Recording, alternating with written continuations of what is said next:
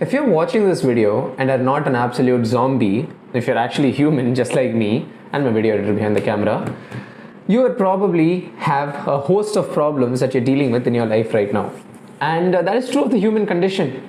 That is part and parcel of being human. This concept of problems, we will always have them right by our side, regardless of however good your life gets, regardless of whether next month you have enough money. You win the lottery, let's just say, best case, you win the lottery, you decide to go backpacking through to entire Western Europe, you will realize that the problems is this concept of problems will never leave you alone. Like, it will constantly keep following you.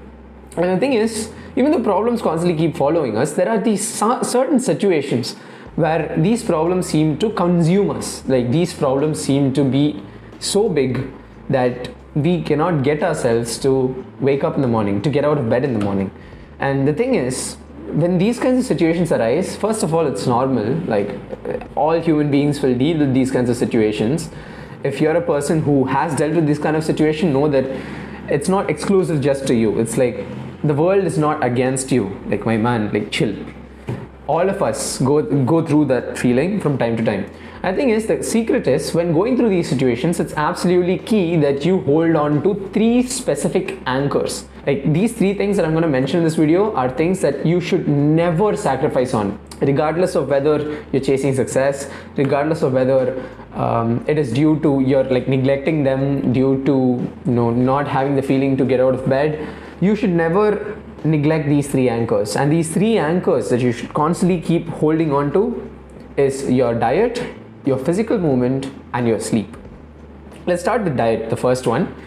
Many people, when they have problems, especially when they have problems that shake them to the core, what they'll do is they either overeat or they don't eat anything at all, which is understandable. Which is, again, like, I'm not cursing you for doing this. It's complete. I wouldn't say it's completely normal, because it isn't. That's the problem. But it's understandable. Like, when you go into these kinds of situations and when you're dealing with hard times, some of you cope with overeating and some of you cope with not eating anything at all. And the reason for this is because our appetite itself, I think, this is not scientific, like I haven't done my research on this, but I think appetite and your mental state has some kind of relation together. Like, I think it's tied together in some weird way. Like, when you feel something internally, it can affect your appetite in direct ways almost. So, coming back to the topic, the problem with you guys who are overeating is that if at all the process of you overeating, even if it helps you deal with the problem at hand, even if it eases the pain that you're dealing with currently for like some period of time, the thing is, that pain is bound to come back. Like, it's not gone forever. You're basically only taking like a painkiller for your pain right now. The problem is, this painkiller will fade like all other painkillers out there. But the problem with this specific painkiller, the painkiller that you're taking, which is basically overeating, when the pain comes back, when the pain that you numbed yourself from comes back, it'll come back with a host of new problems which arose from you overeating. And one of the main problems is overweight. You'll probably need the gym after that. When one problem goes out of the way, another problem comes, and that problem is basically you having to lose weight, or you having to go to sign up to a gym, or you having to go on walks every single day, which is what you should do regardless of whether you're overweight or not. But that'll become a problem for you overeating people. And for you people who don't eat at all when going through hard times, such as me personally, my appetite completely goes out the window when going through hard times. You become a skinny bastard, just to put it very bluntly.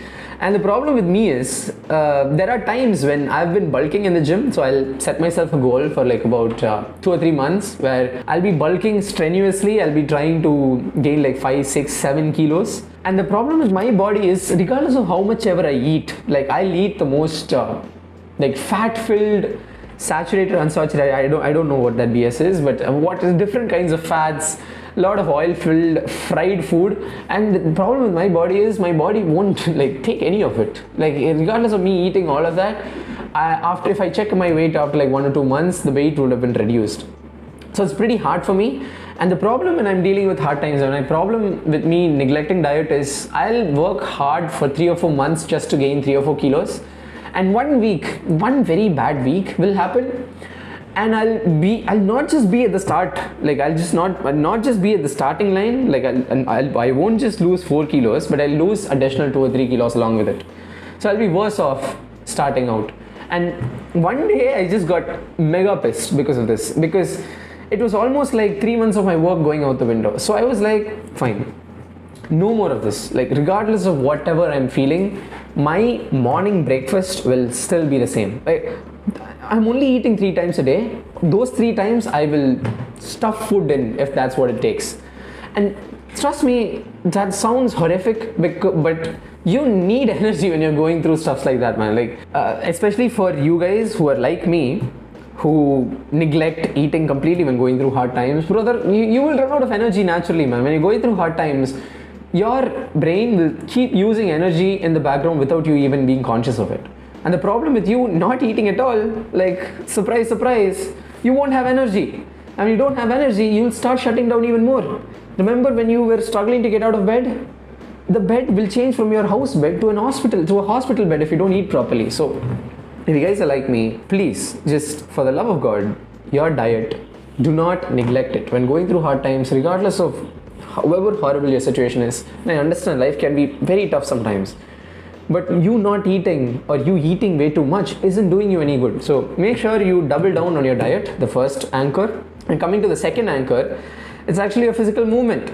And by physical, I was contemplating putting gym here, like physical exercise, but the reason why I didn't put that is because I understand some of you would not be interested in going to the gym, which is fine.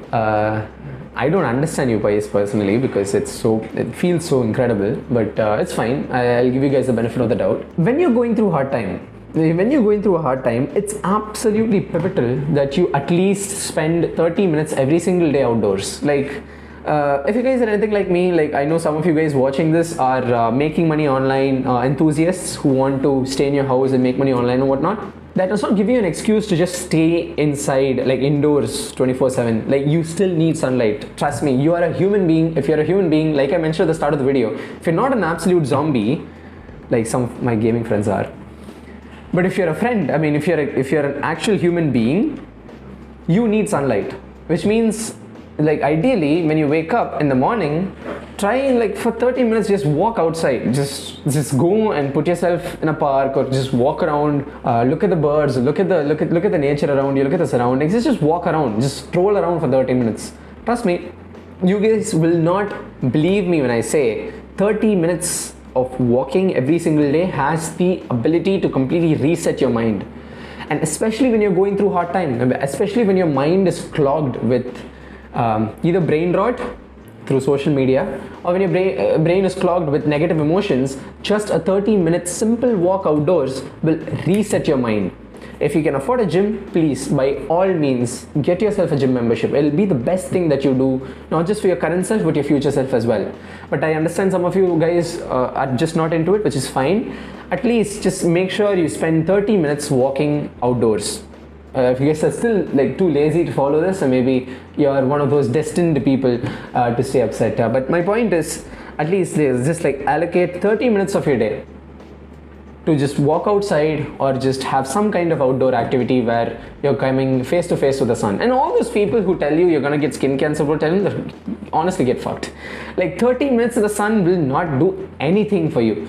If you can put on a sunscreen, like, go ahead, by all means. I'm not asking you guys not to do that, but if your reason for not going out for 30 minutes is because you'll get skin cancer, I'll throw this pen. I don't know, my fucking editor is out there laughing. Some people literally give this advice: I will get skin cancer if I go out for 30 minutes. Like, bro, you have bigger problems to worry about, man. Skin cancer is the last of your worries. Like, trust me, dying with skin cancer will probably make you feel more loved than going through the problem that you're going through right now. But anyway, you guys, 30 minutes walking, like, mandatory. This is the second anchor, physical movement. So yeah, just 30 minutes in the sun. So with that, we'll move on to the third one, which is sleep. And this anchor, I would like to call out my amazing gaming friends, my fellow gaming friends. And I've been there. Again, this is the third thing. I'm not writing any of these scripts. Or nothing I'm talking about right now is not coming from experience. All of these things I've personally dealt with, which is why I'm talking about all of these things. But us gamers, we have this tendency to use gaming as a numbing kind of mechanism, to use it as a numbing mechanism, which is fine sometimes. But the problem arises when, let's just say you went to work at 9 a.m, you come home at like 7 or 8 and you're absolutely toast. Your brain is absolutely toast with negative emotions. What do? You hop onto the PC and start playing games. Like, what are you expecting will happen? Like, I am not sure. Like, your day starts at 9 a.m, you come back at 8 p.m, and the only time that you get to improve some sort of your life, what do? You start playing games. I know this part is called sleep. I mentioned this part called sleep, but we're going to get there. All your free time, if you're this person, has to be allocated towards improving your situation. And gaming will only like postpone the problem that you're dealing with, man. And to come back to this anchor, one of the other symptoms that you will deal with when going through problems is you'll either oversleep or not sleep at all. But the problem with oversleeping, I think it's very obvious. You don't get shit done. You do not move. But the problem is not sleeping at all, which is again something that I personally deal with, is your brain literally starts crying at one point. It's like it's praying you to listen. Of course, my camera cut out again. But the thing is, I don't know where I left. Your brain. Where did I leave? Your brain started crying. Yeah, your brain started crying. So when going through these hard times, if you're not getting any sleep, your brain will start crying, just like it does for me. But the thing is, your brain obviously needs sleep. And if you're not able to get sleep in these kinds of situations, man, like if you're sacrificing these times and you should be sleeping, crying instead, at least cry in your bed. Like instead of sitting and crying actively, you might as well just lay in your bed in the position that you're meant to sleep in and cry there, because the chances are after you're done crying, all your energy will deplete right then and there, and in that very moment you'll probably sleep naturally. But if you're sitting like a zombie and you're crying like a man, like the man that you are, if you're done crying, there'll probably be a need for you to wake, like get up from there and go and like lay down on your bed and sleep. It'll become like an entire extra process, which you probably will not do. You'll probably queue up for another game and go for another round of Valorant, which is another cancer. But the thing is, just like, please, for the love of God, if you're gonna cry in your bed. Best hack. I do it all the time. If I'm tired at like 12 a.m. and I have to wake up at 6, I'm just like, I know sleep is not gonna come easy for me. I know I want to cry. It's like I'm filled with negative emotions. I might as well cry in my fucking bed. If I run out of energy, I'll just naturally pass out, and that's that. And yeah, I think that's about it. That's the third anchor. And as a general advice for anyone who's watched till this point, as a general advice, what I would tell you guys when going through problems is always try to be in movement. Like always try to induce movement. Always try to take action. Because if you stay, I think there's this concept that Andrew Tate says, which I thought was absurd when he said it, which is if you constantly keep moving, pain cannot catch you. I don't think it's that simple, but I do think he has a point, because if you're dealing with pain, if you're dealing with some kind of grief or hurt or whatever, that energy that you're dealt with cannot be like just destroyed. But what you can do is you can use that energy, convert it into something positive, which is the only option you have, by the way. So if you're someone going through a hard time, just please make sure you are constantly in movement. You're constantly doing something. You're constantly engaging your mind for something. And preferably, I would urge you guys to engage in some kind of creative act. Like some kind of creative skills would include writing, painting, recording a video like this, editing a video. I think there are a lot more creative outlets out there. Recording a music album, not album, you guys are not capable of that at the start, but recording a music video, writing a poem, all of these things are creative outlets. And the thing with creativity is that it has the power to heal your soul, regardless of however hard your situation is. The situation that you're going through, it has the power to heal your soul. So if you're going through something, just make sure you're always constantly in motion, and make sure you're engaging your mind for something creative. That's about it. That's the 3 anchors to hold on to when going through hard times. And one bonus tip for you guys who were sweet enough to stay till the end. And yeah, I'll see you guys in the next one. Peace.